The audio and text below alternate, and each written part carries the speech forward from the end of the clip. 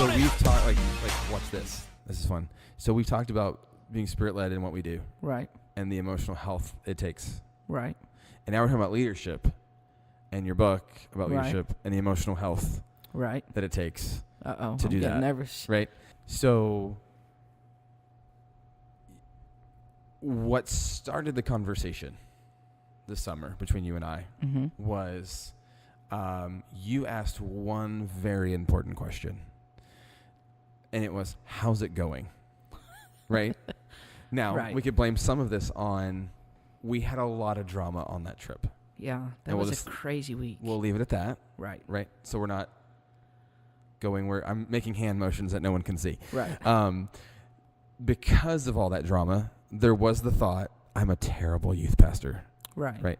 But then I'm an idiot that's like, but I'm still going to drive it at God, do whatever you want in me too. Like me personally. Right. That's Ju- like one of the worst things to pray. Oh my gosh. We've got to quit. No, we should keep doing it. So then I shared with you some of the stuff about my brother Right. and his marriage and what's going on there, Right. which is especially then was incredibly raw and hard and gut wrenching for me and my family and my wife and all that. And so you then felt the need to be vulnerable. So you weren't making me a project. Right. I'm using your words against you. Thank you. And you brought up your sister Right. and all of that. Yeah. Right. So here's what I want to ask you, because I don't want to rehash the drama. Like this is Right. not the platform for that. Right. Right. I do want to go a little bit down a path of you're on a new journey Mm-hmm. of books. I think you're traveling more, speaking. Right. So God's prepping you for something, Yeah. but you're going through a lot of emotional stuff. Right? Yeah. Totally. And how do you manage that? I feel like I'm learning so much. I'm almost 40 Mm-hmm. and my wife's giggling right now. And I feel like it's like I'm just seeing more of the permeation of my past and how I am now, and thinking that like it's been rid, but then here's another layer to it, and Yeah. here's something else. And so you're someone that, had a past Right. far from Jesus Right. and all that. You're pouring everything you have into ministry, and God's got you on a new venture, which means He's going to dig up some emotional stuff to prep you for that. Right. So I'm sure you're not away from that right now. And here comes the wagging finger, right? Right. How are you dealing with that? Wow. Gosh, Cody, we never talk, and this is like you are just in my business, man. Like I'm trying to squirm, and it just got 10 degrees hotter in here. I forgot to turn on the AC though. So here's the deal. How do I deal with that? How do I manage? I don't manage. And if I'm being real honest, I haven't dealt with it well. I went to a counselor for the first time about a month ago, and it was terrible, and I hated it like I knew I would. And it just stirred the pot, and I cried for days. Yeah, thanks, Cody. Appreciate it. And It's not. Is it because I recommended it? No, because you asked me this loaded question. Oh, right now. Yeah. Because I and thought I you haven't recommended even- it this summer. Well, you might have, but I don't remember. Okay. I don't remember things. I know. Bacon. It's not you, it's me. Okay. But yeah, bacon is good. So here's the deal.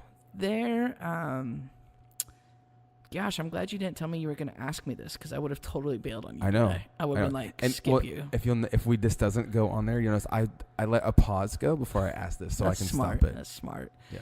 Okay, so here's the deal. There's all kinds of stuff from my past that I have not dealt with, because as a kid, I learned to survive. And you just shove it all the way down, and you smile, and you just move on. Get coping mechanisms. Right.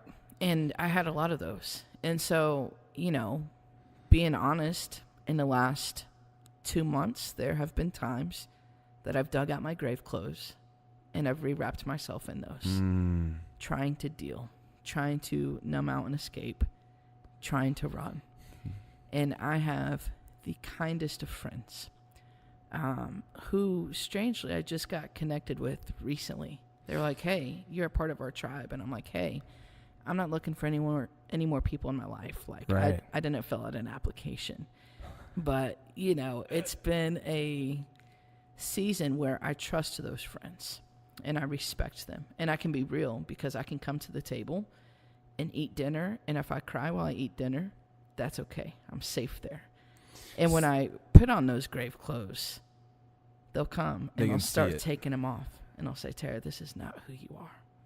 Like, So the word tribe has come up recently. right. Now I don't know if that's the new. I think it's like a new thing. That's It's like the a new new catchphrase buzzword. for- yeah. Community. Yeah, and I almost said like, well, it's not okay. Yeah, because I listen to Jordan Peterson a lot, right? And Right. he just calls us all tribal people, right? Mhm. We all finding our tribe, and that's where you see that a lot in politics, it's Right. just tribal and all that. And okay, so you said that word. So here's interesting. So I got done reading. I've always kind of carried this mentality with me Mm-hmm. in my relationships, because to me I've just described it as this is what a real friend is. Right.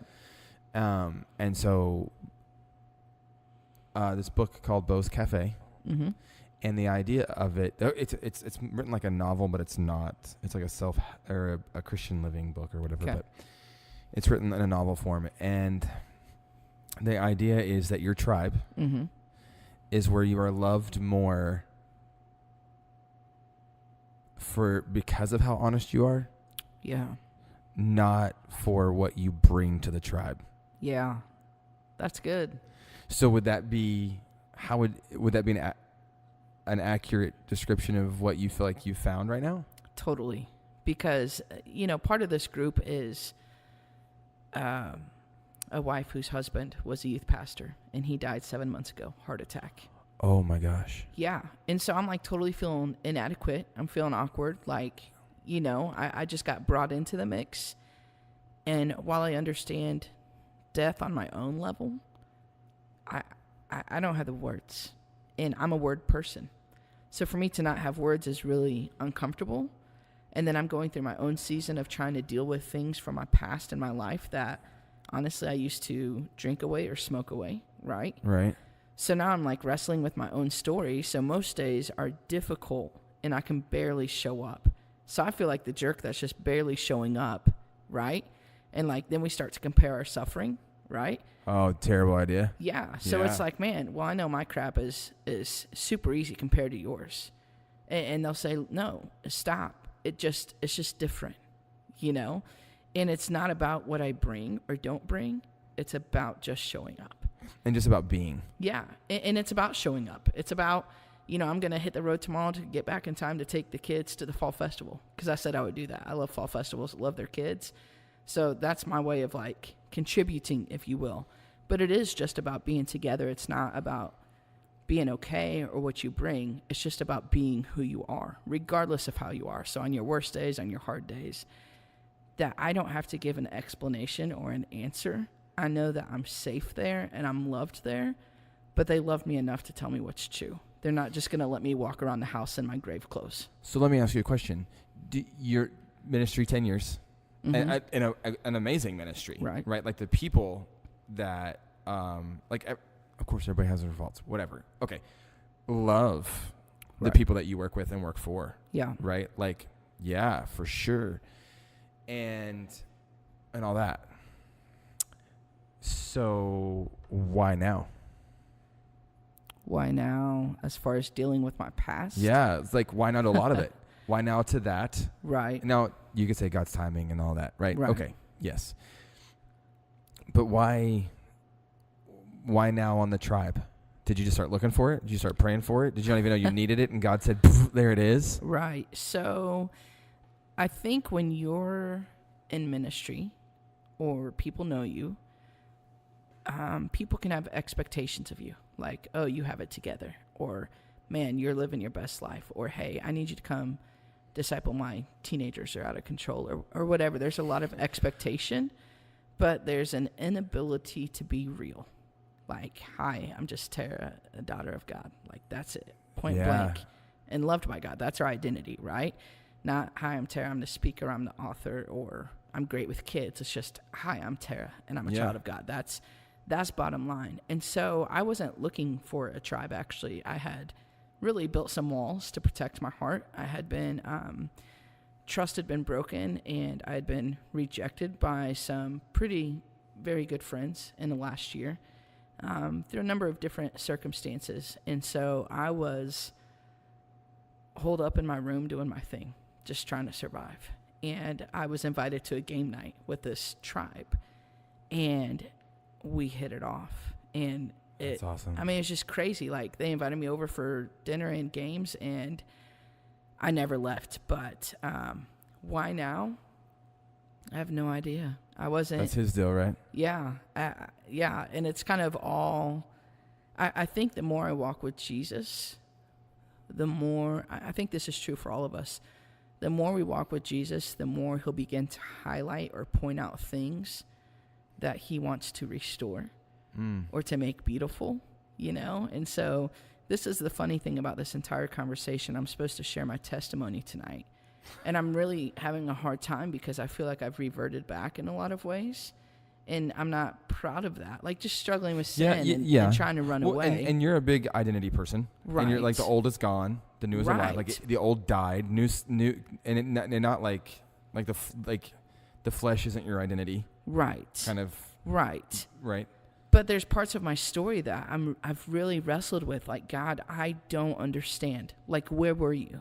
Where were you when this significant event happened? Right. Where were you when this trauma took place? Like, this is what I teach to children and youth and adults all the time, that God is faithful and he sees you and he knows you and he loves you. But there's a total disconnect when it comes to my story. There's large portions of my story. Like, God, I know you can heal. Why have you healed this family member? That's all I've asked you for. Right. Like, I'm past the whole give me a husband, give me kids of my own. Like, I'm just asking you to do this one thing. And it, when it's been a season of where it feels like or seems like God isn't hearing your prayers or he's not answering them. And as a matter of fact, the crap keeps hitting the going. fan. Yeah. Yeah. Like, why does that person stay sick? Or why is this so broken? I've wrestled with that. And so I have all kinds of head knowledge about what Scripture says. But there's a vast difference between head knowledge and heart knowledge. So, okay. Oh, Lord. So, recently, right? Because I've been not in the same boat of the desperation of why, right? But I've been in the process of I'm still having to fight, yeah, right, and not it's new stuff. I'm like, oh, I didn't know that about me or this or that or I thought the testimony was over. Yeah. Right? Right. Like for most of us, there's like this finite thing with the testimony. Right. There's a beginning, there's a middle, and the end. Right. I'm beginning to undo that. Yeah. Which sucks. Same. It's terrible. I'm there with you. Except I didn't start my process. And I think one of the things I say a lot, like I'll pray with the kids. I'll say, God, cut our hearts wide open and show us what's there. So maybe a lot of my journey up to this point has been God just saying, okay, well, you prayed for this. Like, I'm just cutting your heart open and here's what it is,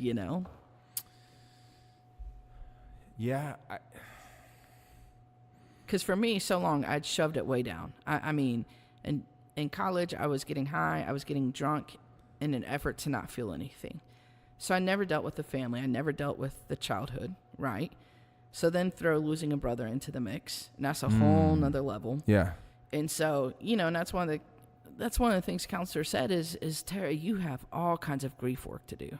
And I'm like, oh, no dipstick, Sherlock, thanks. Like, knew that, I mean, I didn't need you to I've tell been avoiding it, but if you want to bring it up. But it's like, but grab my hand and hold my hand and show me what that looks like. That's where I get lost, is in the emotion. Because for almost my entire life, emotions weren't okay. I wasn't allowed to cry. I got in trouble for crying. Still to this day, if I cry, I like to hide underneath my blanket. Like, that's like super vulnerable, because I'm scared I'm going to get in trouble and I'm a grown adult. And so it's this process of like, holy cow, I don't know how to deal with all this, but recognizing the reason I had an issue with alcohol and drugs in college is because I didn't know how to deal with the emotion and pain of what's been my story. So now, even though I've been in ministry 10 years, even though I've been a Christian since I was 8, so that's 29 years, I don't know how to take the unsettled, broken parts of my story and trust God with those, especially when it feels like he hasn't been a part of that. Like, God, you can do anything, but you didn't. Why? And I'm a researcher. I like questions, right? Okay. Well, I like questions, but I love answers. So I'm asking all these questions and not getting answers. So okay. Two things. And I'm gonna tell you, I am going to try to give you a piece of Bacon? Yeah. I spoke about a year ago, and the idea was that what I love about my job is that we are in the business of in the local church, Right. and what I do of creating opportunities for collisions between God and people. Right. I love that. Right? Like that's what Sunday service is. Right. It's the opportunity for a collision between the Holy Spirit and their crap. Right. Or their good, or what God sent good in their life, and it's a Thanksgiving collision. Right. All those things. But I said, and the room went dead. I said, but the problem is that if I get up front and have a cathartic experience, if God moves in me and I'm in the front row, most of you are in here will think something is wrong. Right. Yeah. And that's not fair. Yeah. And it's not. Yeah. In ministry, if you have one of the moments that you're trying to create for Right. other people and you break down about you, like when's the last time you broke down for you Right. and had you and Jesus on a night at camp? Man, honestly, I can't remember. Because, which is bad, but right, like if I'm bawling my eyes out worshiping, someone's going, oh, their marriage must not be good. Right? yeah. It can't be the fact that my brother just made really poor decisions and it breaks my heart. Right. Right? People don't see that, don't Right. know that, but they'll totally fill in the gaps of something. And I honestly, I totally believe that's part of, this is me fixing, I'm sorry. No, you're good. I think that's part of why now, Yeah. right? Right. Because you and I are very similar, we can't do this with walls. Yeah. We can't be successful in this with walls. There's no way. Yeah. You're right. Right? Yeah. Because that's what makes us us. Yeah. And I truly believe that you abide by the philosophy that I do, that even if it's not a story, like somebody was asking me about this, like getting up and speaking in front of people, right? Right. By the way, it's like 2:30. Okay. Someone said, Larry's probably like, where are you? I think my wife just texted too. Just because you're a bully. She texted me, how's my baby? I think she's talking about me. Oh, relationship goals. Yeah. Not she. What was I saying? Crap. Now she got me all distracted. Your story. Yeah. Even if you don't tell a story about you, Right. the content is you. Yeah. Right? Like it's wholeheartedly you. Yeah. And you are taking that and putting it out there. Right. Even if there's not a story about you. Right. It's churned in you. It's gone through you. It's Right. been wrapped all. Marinated. Oh my gosh. And so it's you're pouring it out. Right. And so I think we when the longer we do ministry, the less opportunity we have for us in those moments. Mm. Right? Like I don't get to go to camp and worship. Right. I'm worried about why are you talking? Why are you on your phone? Right. Yeah. All these things. On a Wednesday night, I'm logistically going crazy. Right. And so it's less and less Right. for those moments, and so it's less and less opportunity for God to work on us. Right. You said 2 months ago, this tribal whole process, God digging up. Right. How are you viewing your identity, even with this stuff? I mean, you described it as old clothes back on. Right.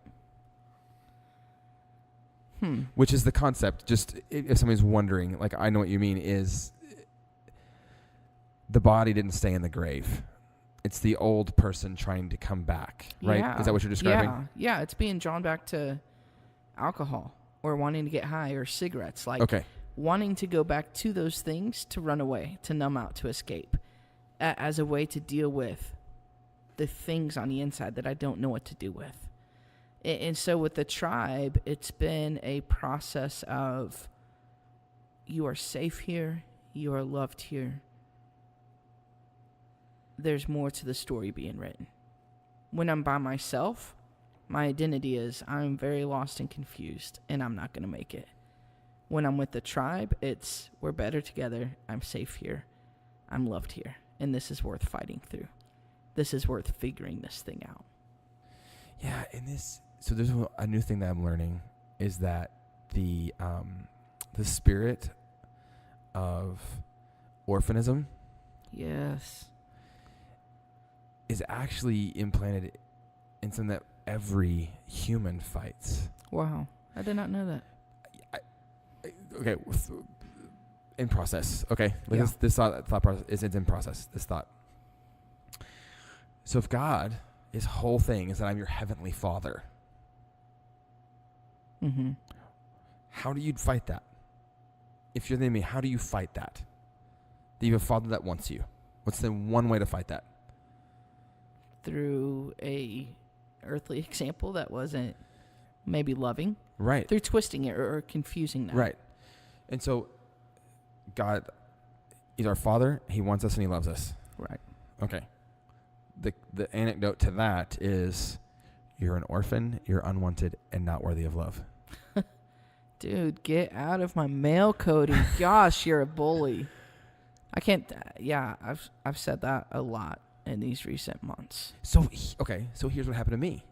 Two summers ago, all of a sudden, yes, I had the earthly father that was incredibly jacked up. My mom died. I only had one set of grandparents. Both of them have died. My brother, who I thought was my spiritual right hand, right armor, right next to me, right, all of a sudden is not. Right. And Satan goes, it's because you're an orphan. Mm. And I didn't realize it was Satan. Yeah. And I went, oh crap, I am. No one at this stage of my life, no one but one person in my life knows me before I was 18 years old. Wow.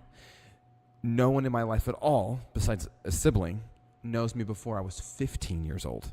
Wow. That's terrible, Cody. And I went, I'm an orphan. Yeah.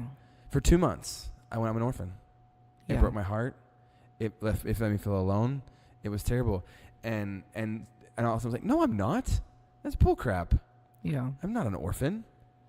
And so I'm realizing, I think one of Satan's biggest things against us is to make us feel unwanted and like we're an orphan. Right. Or in a way, you're like a burden. Oh. Because if you're an orphan, you could be at an orphanage Yeah. and you're a burden. Do you feel like a burden? Yeah. A lot. Why? Sorry. That's okay. I need bacon. I think because ever since I was a kid, I've been called the strong one. And I'm always the one carrying people to Jesus, encouraging, praying, doing, serving. So in a season where It's your turn. less for me, yeah. In a season where I need to be the one lowered in front of Jesus, I feel like a burden because it's too much. It's too much. Have you to been carry. told it's too much? No. Have But you, I feel like some people in their actions towards I was me gonna say, okay. have said, you're too much, because they walk away. Or they like the happy Tara or the fun Tara.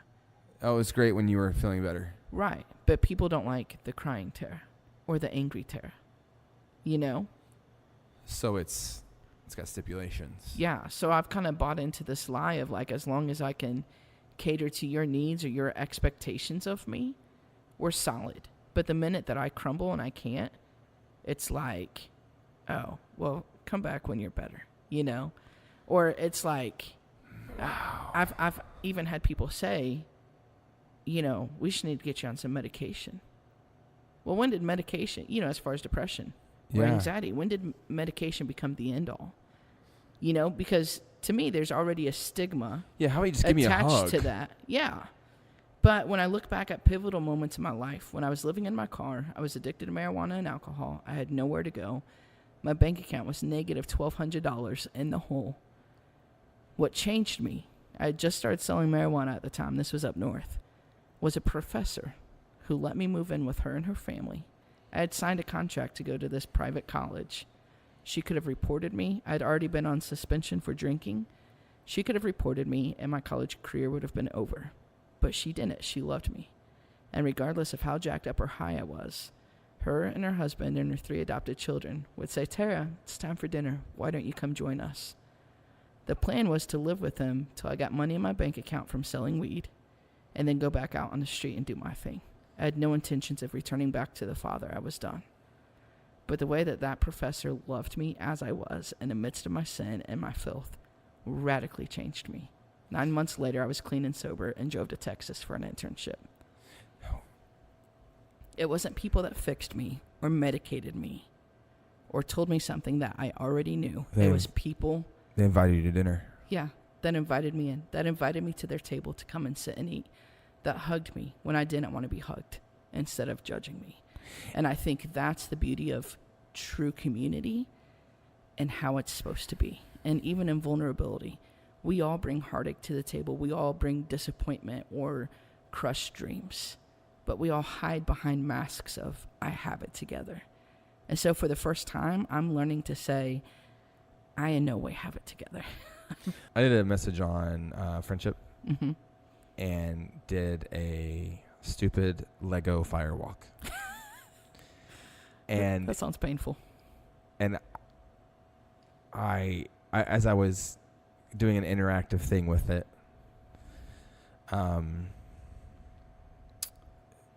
I called 2 friends up, Mm-hmm. and I said, "All right, you're gonna carry her through this." And she's like, "What?" I was like, "Yeah, take shoes off." And she's like, "I don't want to." And I was like, "Okay, it's middle school kids, right?" Right. And so I said, "Okay, I'll do it, just to get through the thing." Right.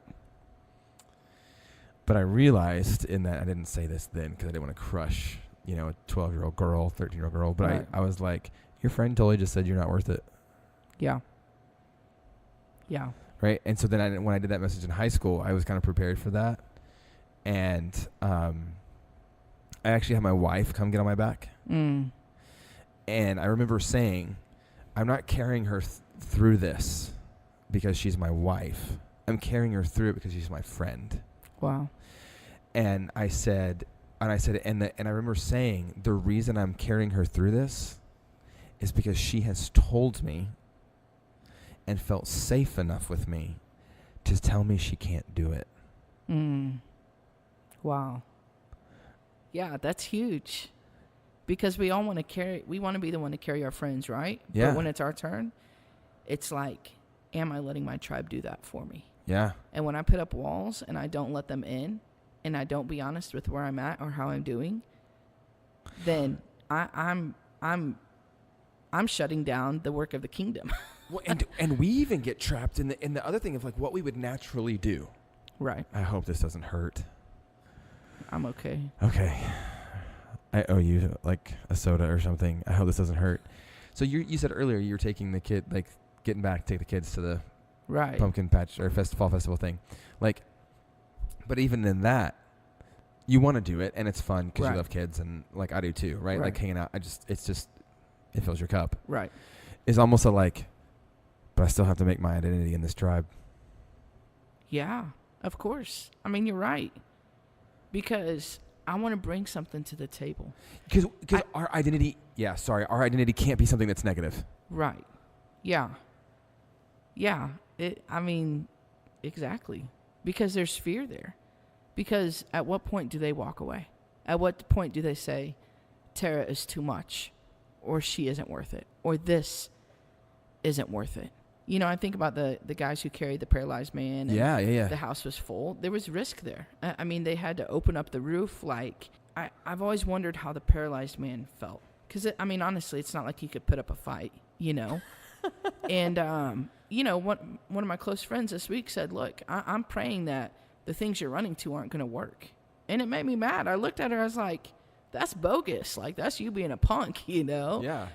But then she goes into like 4K high definition detail of every single prayer she's praying for me, And she said, it's okay because future Tara will one day thank me.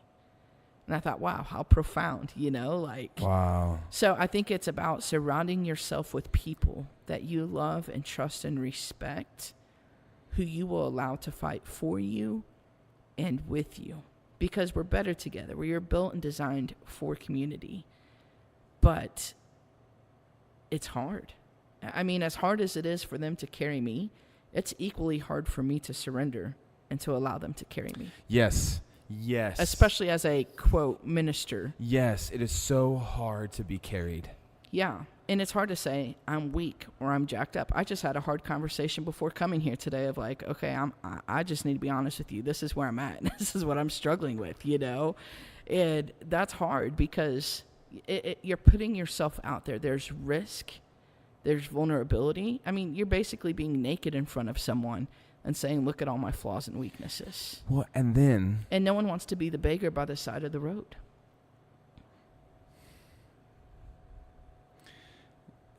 Yeah. Well, and then you run into the whole thing, and I want to do a podcast on this. Right. I've got someone that I want to interview about this because I think this is a big deal. Damaged goods. Oh, gosh. Yeah. Like how do I deal with the fact that I feel like I'm damaged goods? Right. Like for the kingdom, like ministry wise. Right. I can't serve in that ministry because I'm or I can't do this because of. Oh, it's a constant battle. Constant. At least for me when I'm about to go speak. So like tonight, this bonfire, totally freaking out, feel nauseous. I'm like, trying to pray in the shower. I'm like, I'm the wrong person. I do not need to do this. And again, it goes back to that tribe where you have those people that say, no, you're exactly the person who needs to do that tonight. And here's why. And it always has nothing to do with you and everything to do with God in and through you. So my friend says, I left her house one night because I was ticked, just angry. I just took off walking down a country road I'd never been on. And I was gone for like 45 minutes. No one even knew I was gone. And I hear a truck roll up behind me. And she goes, I'll always know where to come find you. Oh. Yeah, it was significant. Like, okay, I can run, but she's going to run with me. And I can push that away. My mind is blown. I know. I could push that away. But she always says, you feel so far from God. Why do you think he sent me to you? Because I've done some stupid stuff, man. Stupid, just stupid. But she always shows back up with a hug. And she always said, you can run, but I'm going to come find you. And I think that's the heart of the Father in that moment. That's not her. That's God saying, Tara, you can keep running, but you're not going to ever outrun me. I'm so fast, I'm always right behind you. Yeah. Well, I'm a slow runner anyway, but not emotionally. I think we overcomplicate showing up for people. And I think we overcomplicate letting people show up for us. So I don't have to hide my tears. I don't have to act like I have it together. I can be real and vulnerable and say, this is what it is. And I need to know I'm not alone today. I when I was 17, I always had this visual, like something just got kicked into my heart. And literally, I think that's the best way to describe it. It got horse kicked into my heart. Yeah. That God is always smiling at me 100% of the time. Now it can be like, my son's an idiot. Right? Or right. I'm sorry, bud. Yeah. Right. Or I made that? Really? What was I thinking? Right. But it's always a smile. Yeah. So thank you so much. Of course. So we can get your book, Come Home. Right. Where? Amazon.com. Okay, I'll put a link. Cheapest, quickest way. Okay. Amazon Prime. Yes. And then what about the new one? I'm still working on it. It'll probably be next year before it's out. Next year? Okay. Yeah, I don't think I'll get it done this year. Can I get a revisit on the podcast at some point? Totally. Yes. Especially if you bring bacon. And I will let you decide what we're going to talk about. I'm not going to decide. I'm going to let you decide, and we'll do a little role reversal, and you can ask me questions. In that case, what do you want engraved on your tombstone when you're no longer here? Oh, I clearly know. Be who you is. No. He came, he ran, he tripped, his wife laughed. like that's real simple. Wow. Yeah. Mic drop, no words. I've already told her, like, just rip me a new one. Like, I want my funeral to be a roast. Oh my god. Everything everybody's ever wanted to say. I can't wait. I hope I get to speak at let's it. go. I don't know what to say that because I hope Awkward that silence. means like Awkward a silence. super like distant future. Oh yeah, that's like 80 years down the road. Oh, I'm not gonna make it 80. Me either. I'm I'm not- already shopping in motorized carts at Walmart. That was too honest. That was I didn't need to know that. Anyways, thank you so much, Tara. Thank you, Cody. Hey, again, you guys, this is an open dialogue, so I would love to hear your questions, comments. If you think that we were confusing or whatever, like, I just love it. I've already gotten some great feedback. So please submit that, CodyClackler@gmail.com, or comment on whatever platform you're listening. If you are listening on iTunes, please leave a review, 5 stars. It totally helps us out. And if you're on YouTube, like it. So anyways, thank you very much, and look forward to chatting with you guys next time on the Clack Blocks. Peace.